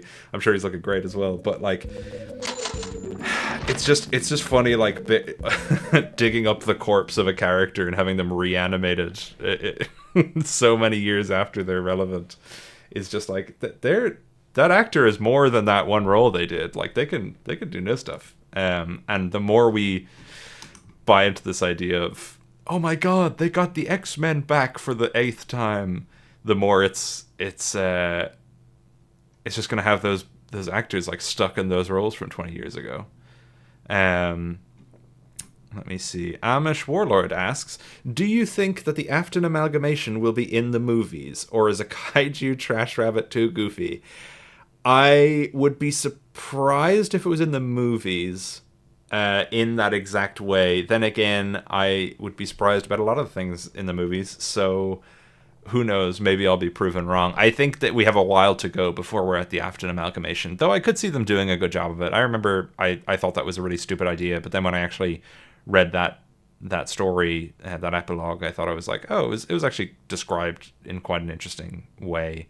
I could see them depicting it in an interesting way that is quite cinematic. Jada Pug, Fetch Game, FNAF Unwithered's Location, FNAF World 2, Security Breach 2, FNAF 1 to 3 Remix, Fall Fest Game, FNAF VR 3, Tycoon Game. Which hypothetical FNAF game would you want to see the most? So I'll go through them again a little slower. A Fetch Game, an Unwithered's Location game, so I presume that would be like set around the time of the MCI. FNAF World 2, Security Breach 2, FNAF 1 to 3 remakes, a Fall Fest game, FNAF VR 3, another Tycoon game. Any of those sound particularly interesting to you, Gibby? I want. No, I'm sorry. I think that like not that FNAF 6 is bad, but when I think Tycoon games, I literally think Roller Coaster Tycoon, which I played Me too, a yeah. lot as a kid. Yeah. And the idea of like I don't know how you'd work like an office gameplay thing into this, but like a franchise, locations, you're creating a Chuck E. Cheese-esque thing with some like spooky hidden lore where it's like, oh, there's the hidden carousel with blood on it. I think something like that with a very deep mechanics would probably be much more up my alley than a normal FNAF game. Yeah. Yeah. I completely agree. And I'm very excited to work on my own version of a Tycoon game whenever I get to FNAF 6. I have a lot of ideas. But here's my pitch for a new game that they could make in the kind of Steel Wool era. I don't think Steel Wool would make it, but it could be set around this era of the story. A Fall Fest Tycoon. And it's literally like Roller Coaster Tycoon, but you're making a full Fall Fest park attraction.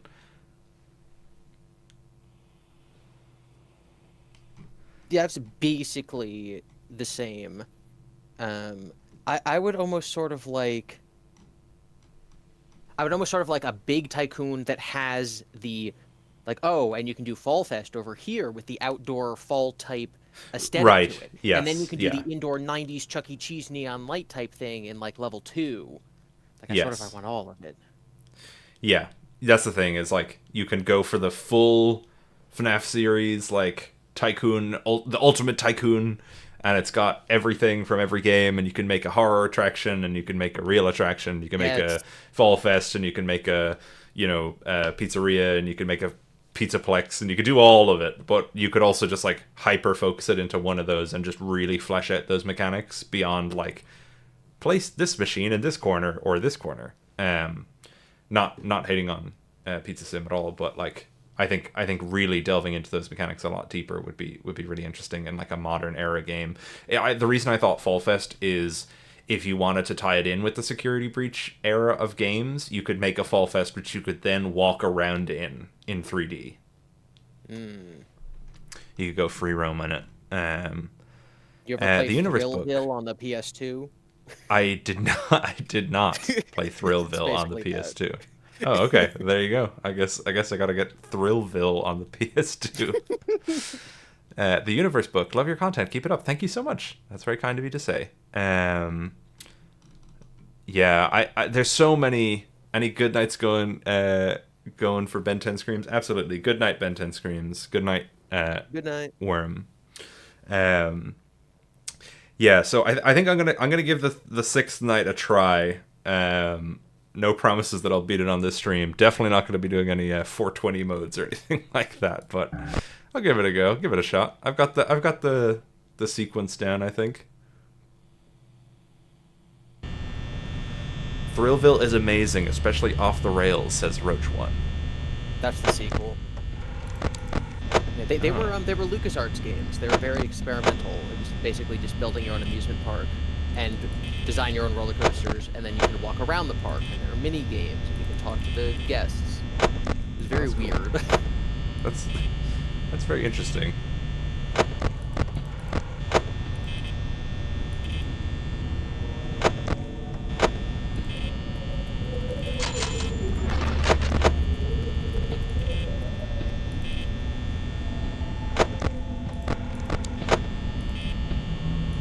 These guys are moving fast. Just stomping all over the place. What would be, like, okay, if you could, I know we were just talking about, like, a Tycoon game, but, like, you know, people are talking about Scott potentially coming back and making a Click Team style game. Like, do you have interest in a classic Office Sit and Survive FNAF game, even if it's set in the new era or as a prequel or something like that, even if it's not made by Scott, you know, just taking a Sit and Survive story and applying it to the modern story? I've been saying this for a long time now. I think that stealable, or just a different studio.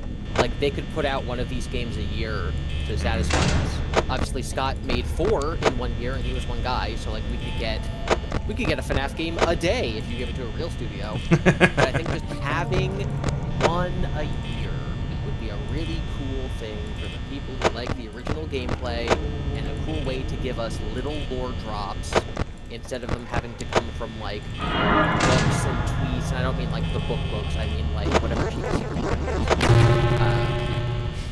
You know, they could give us a new FNAF thing every year, and that would be quite interesting.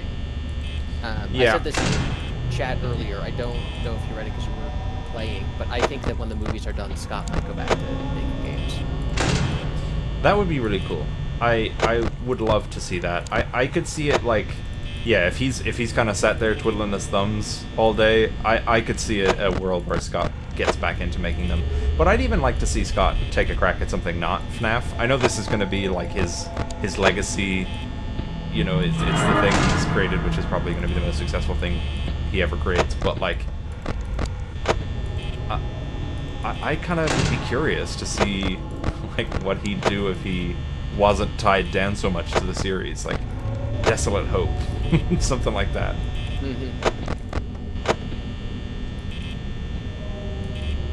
Yeah, he really likes his RPG sort of side-scroller adventure games. Yeah, I would love a FNAF World 2. See, the thing is, like, I wonder, like, FNAF World 2... How would you do a FNAF World 2? Just make it better. Like, here's my thing. Scott wouldn't. No, I don't think so. One of the reasons I think he might be scared to come back and do a Sit and Survive game is he'd be like, I'm rusty. What if it's not literally the best one? People will say I lost my touch. Everyone loves UCN. I should leave my legacy there. So that might paralyze him from wanting to do more. Yeah, because you can already hear, like, oh, Scott fell off. He doesn't know what he's doing. FNAF's ruined. Because, like, if he does a Fredbear's game and it's not peak and it doesn't have every lore answer ever that people want, it's going to end up being disappointing to people who are expecting it to be the peak lore game that tells us everything. Yeah. Magic School Bus, $5, says it would be like Saw movies where one released every October. Yeah, and it really would not take a lot of development time from a real studio to make a FNAF game. I think that, you know, Scott's not old. A lot of creators have like a hit thing that they made, and then they go on to make another really cool hit thing. And I think he could do that if he wanted. You know, if he tried. Because anything he did would have eyes on it because he's Scott Cawthon. And so I would love to see sort of the tour vision of what Scott would do with more time and money and, you know, being in a happier place in his life. Yeah, very true. I think from what Scott has said about, like, Fazbear's Fright, or Fazbear Frights, for example, it seems to be that the way he looks at it now, which is a well, I'm not looking at Freddy, what am I doing? The way Scott seems to view FNAF now is it's kind of a vehicle for his own expression. Like, if he's kind of intrigued by something, by some sort of idea, you know, sci-fi or fantasy, he can kind of just make something with the FNAF label on it and just go, yeah, it's just a side story, you know. Oh, what if there was like an alarm clock that was haunted?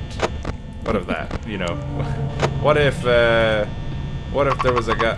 Oh, come on, Chica, really? What if there was like a guy and he got filled up with little creepy robot things? What about that? You know?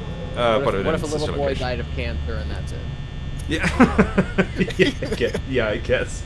He was really itching to make that one. If Scott made Chipper and Sons 2, it would be popular.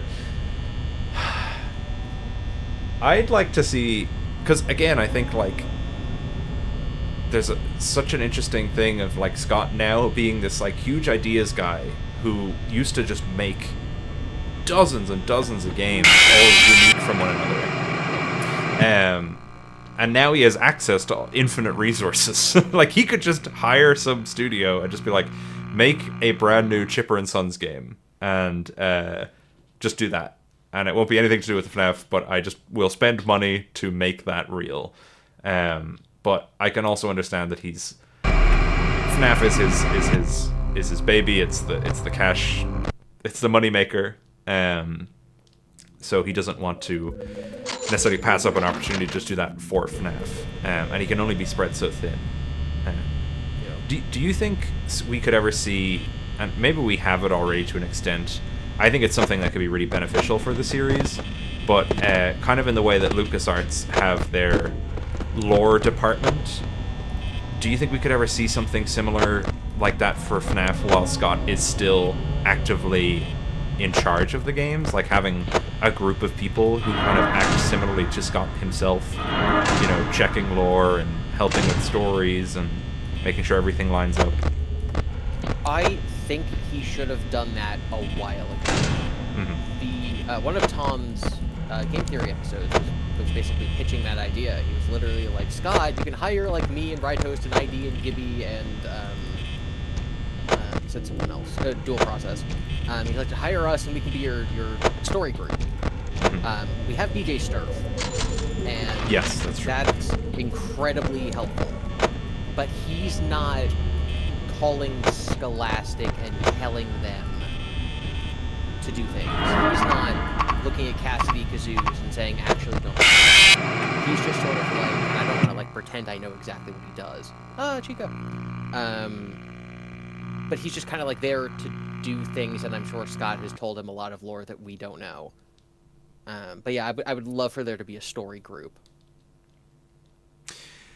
Yeah, it's so funny because there's things like, say, the Ultimate Guide, or the movie or whatever, where there's things sometimes where I'm like, I would have like looked over that for free. Like, I would have happily like taken an email and been like, hell yeah, I'll do that. I'm not. By the way, anyone listening, I'm not offering my services for no compensation, but there is things that I'm like, I would love to get involved in something like that, even in a very small role, but like we spend all our time thinking about it anyway. It would be cool to be involved, but I also understand that like Scott, see, it's kind of a double-edged sword, right? Like with like Tom's suggestion, where he's like, okay, hire me and Gibby and Rightoast and ID, and we can be your story group. But the problem is that FNAF as a franchise, I genuinely believe like needs theorists and YouTubers to survive. Like it's the lifeblood of this series and people talking about it and discussion around it. Which I think is why Scott can be so vague sometimes with what he talks about, because in fairness, it creates discussion and it continues discussion and keeps discourse alive.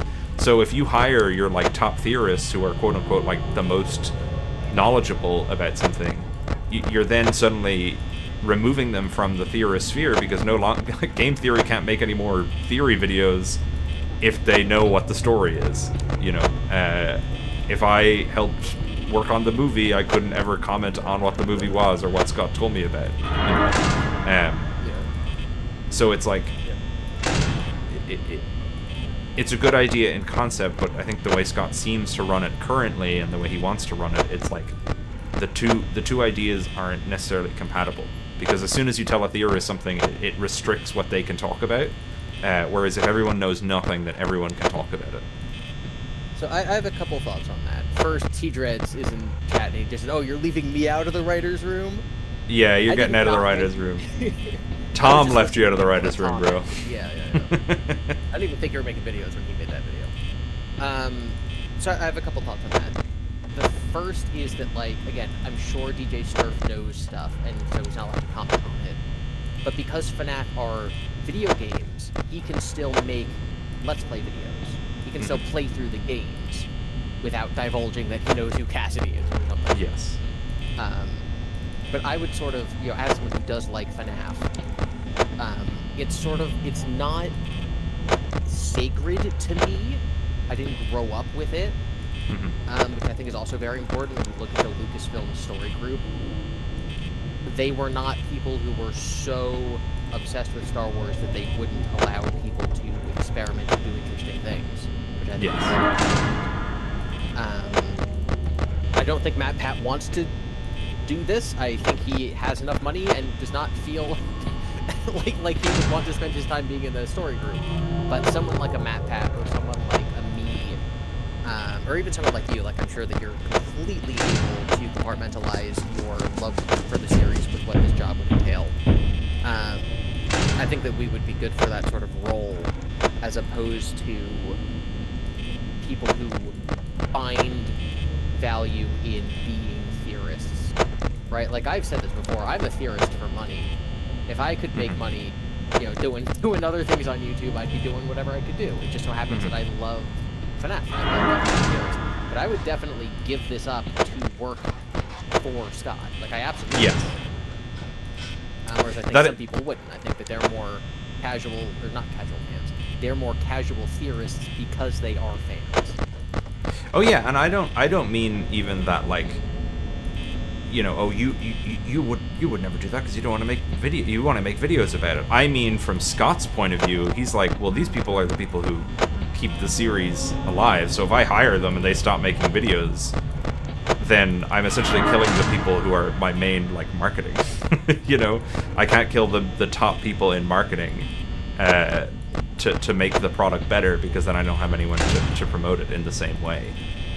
So I'd say if anything like that were to happen, it's less likely that someone who is an active member of, say, the theorist or the YouTube community in general would fit into that role without, like, a long kind of transitionary phase between the two states, because, again, theorizing is kind of what gives FNAF a continued lifeblood, and why it doesn't die when there is, like, a big break between books and games. It's like, you know, there's still people buying the games every day, and there's still people watching and buying the movies every day, and there's still people buying the books every day because they've seen a theory or a video talking about that particular piece of content, and they want to get involved. And obviously there's always going to be new theorists coming about, so, you know, just because Tom gets hired by Scott doesn't mean, oh, well, now FNAF is dead because we killed game theory.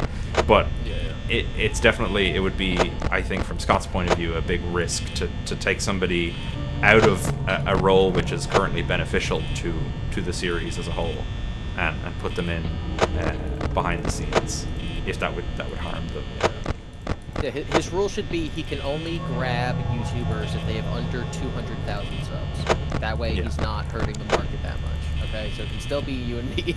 Yeah, Scott. Quickly. Quickly. Rush to the email. Look, I'm a pro gamer and I know the lore, Scott. I promise. I'm a perfect fit. If Scott emailed me today, I'd be like, listen, let me make my Tales video and then I'm all yours. Yeah.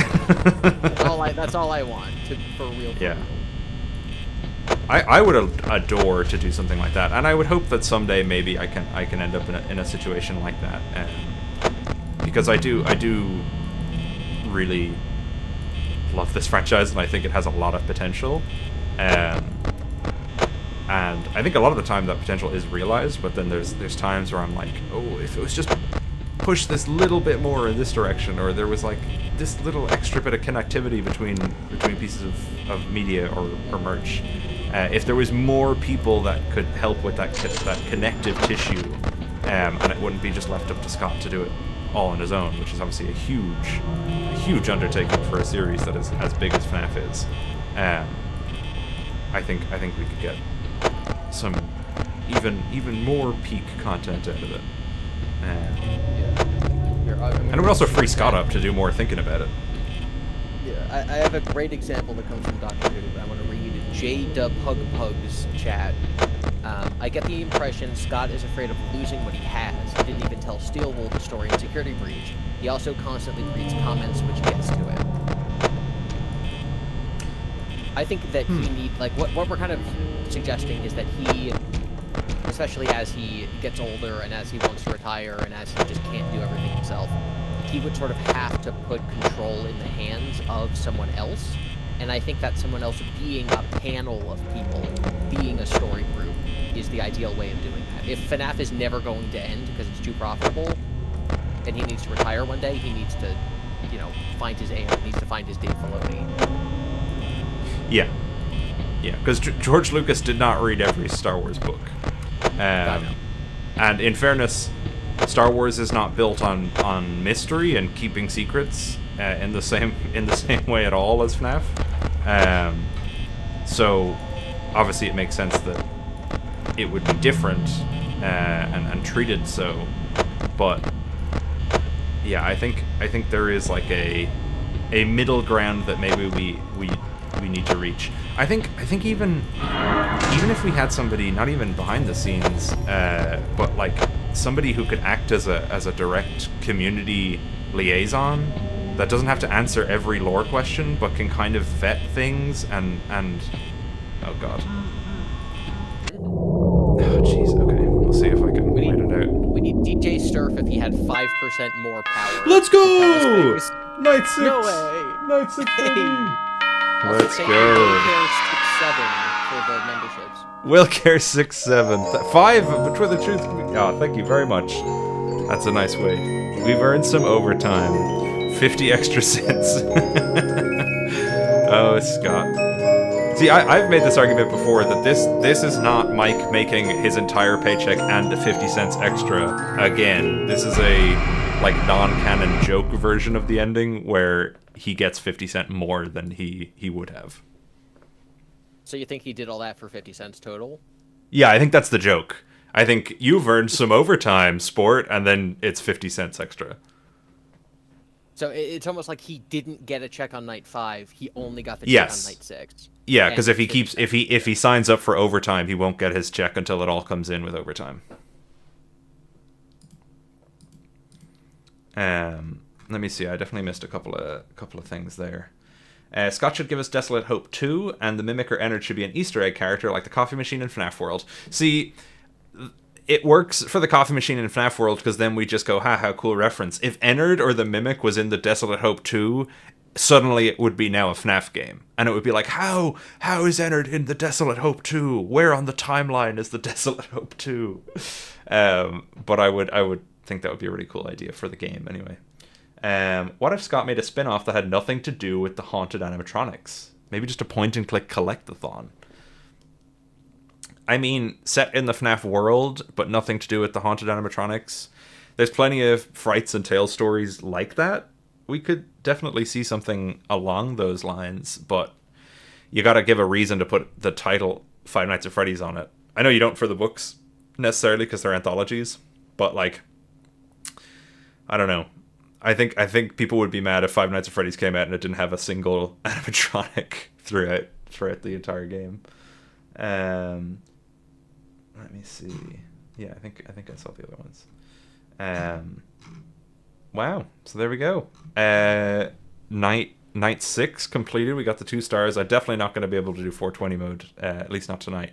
But that was really cool. That was fun to play through it again. Obviously, FNAF 1 is a very sparse, very sparsely lore. No. It's the lore is very sparse in FNAF 1. That's the sentence I'm trying to say.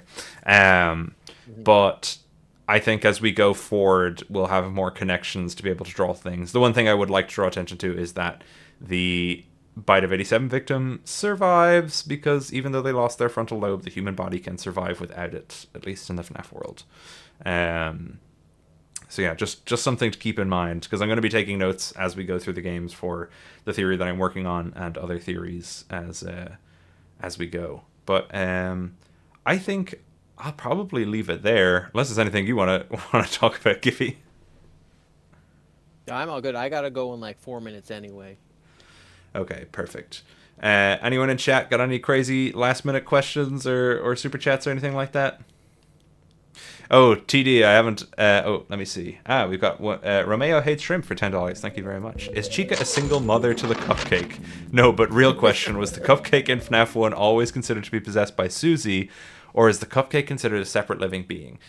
The cupcake in FNAF 1 doesn't seem to have any sort of agency. It just sort of disappears after she leaves the stage.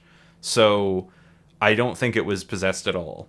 As far as I can tell. I think the movie treats it as like a monster, but I don't think in the first FNAF game it's anything more than part of Chica's, like, in the same way that Freddy's microphone isn't alive, the cupcake isn't alive either. T-Dreads asks, how close is Those Who Know to being done? The script, so basically what I've decided to actually do, because I had half the script being God Victim and the other half, or the last like third or whatever, being Those Who Know, but I think the God Victim in itself is so dense that then just being like, also this thing for Those Who Know is so much that I think it gets a little bit away from itself. So what I'm going to do is make the God Victim video and then make Those Who Know as its own separate video. So yeah, or we can talk about it how you might want to handle that, but I might get you to be on the God Victim video anyway. We'll see. Today I added a 2,000 word section to the video by accident, so it keeps ballooning, but it's getting there. It'll definitely, the script should be finished by tomorrow and then recorded and everything, and I can get into the actual creation of the video, which would be good. Susie's dog equals Chica cupcake. Thoughts, Gibby? Classic theory, not true. Yeah, I would second that. I mean, Wither Chica didn't even seem to have a cupcake, so, and she seems to be the original, so that's where Susie would have been put. Anyway, guys, thank you very much all for joining us. Thank you, Gibby, for joining in and giving me all the tips and tricks and the skills to pay the bills. That was really fun. I had a good time replaying it. So yeah, I think what the plan is going to be, same time next week, same bat channel. We'll be playing through FNAF 2, which is obviously going to have a lot more stuff to talk about. But I had a really good time playing through this, and thank you everyone for joining. 600 viewers to watch FNAF 1 playthrough. Crazy. But that was really cool. Armish Warlord, thank you very much again. Security Breach rewrite after an amalgamation. My plans for the Security Breach rewrite or reboot is like, I can't single-handedly make an equivalent to the videos that I have, given the scale of those games. I just know it's a huge, tall order. It'd be too tall an order, I think, to fill, at least where I am right now.